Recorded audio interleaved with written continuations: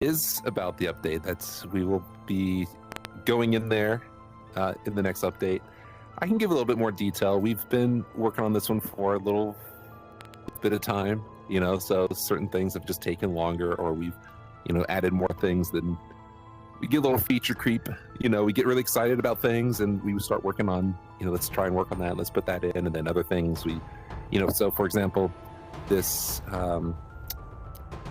new update features a bunch of things, but one of them is a new game mode. And I won't go into details yet on what that is or anything, but we've built all new rooms for it. It doesn't share any of the rooms from the rest of the game. So it's a whole new style. Over 50 plus rooms, I think. So those took a bit of time, but also we've been working on some internal tools as well to, optimize the game more. There's possibly, another platform coming. We've been working on stuff like that. There's the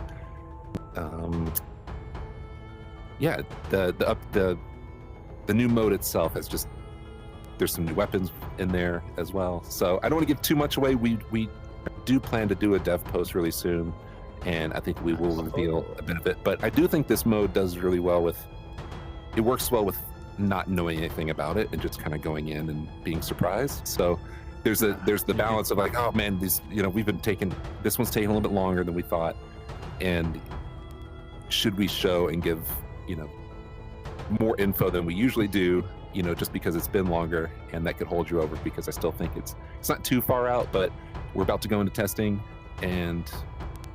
but there's still a bit of polish that we want to get in as well.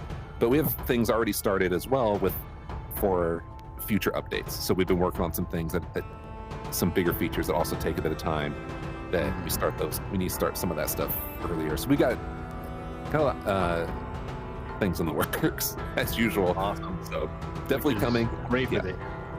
Yeah, definitely going to give me a run for my money to kind of keep on top of, explaining the game.